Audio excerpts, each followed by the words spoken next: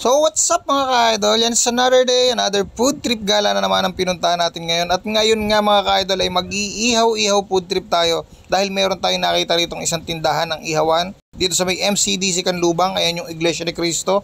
At dito lang nakapwesto ang kanilang ihaw-ihaw dito sa tabi ng Medgo Pharmacy.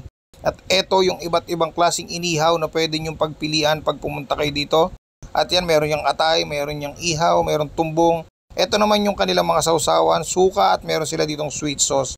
Kaya naman nagpaluto na tayo ng inihaw na titikman natin dito sa kanilang store. At eto na, pine-prepare na nila yan. Siyempre, unahin natin dyan ang tenga ng baboy. Isa to sa mga lagi nating ino-order pag nag-iihaw-ihaw tayo.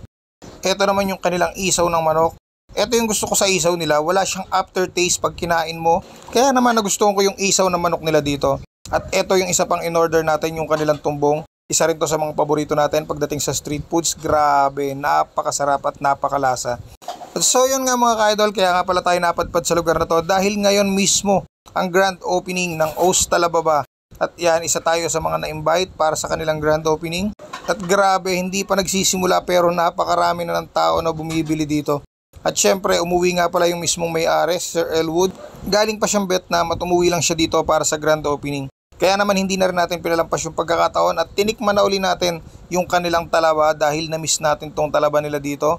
Eto, tinesting natin yung kanilang cheese, tinesting natin yung kanilang butter spring onion at grabe mga ka-idol.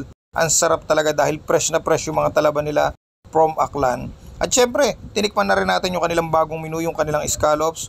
Eto, tinikman natin muna siya with cheese. Alright.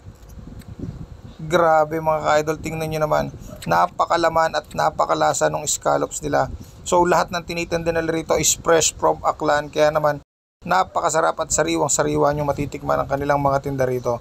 So yun mga ka-idol, at kung nagustuhan nyo itong video na to, don't forget to like, follow at share nyo itong video na to. At dahil malapit na tayo uling mag 6,000 followers ay pipili na ulit tayo ng bibigyan natin ng GCash giveaway worth of 500 pesos GCash coming from our sponsor, Sinarapan Food and Beverages. Ayun lang mga ka-idol, at kung nagustuhan mo itong video na to, i-comment mo na rin sa comment section kung taga saan ka para malaman din namin kung saan ba nakakarating itong mga video na ina-upload namin katulad nito. Comment mo na rin ang screenshot na nakapollow ka sa ating Facebook page at sa ating YouTube channel, Food Trippers TV.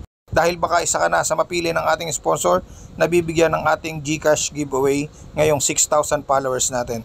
So paano mga ka-idol, hanggang dito na lang ang ating short merienda food trip. At kung nag-crave kayo, share nyo na tong video na to. So hanggang dito na lang mga ka-idol.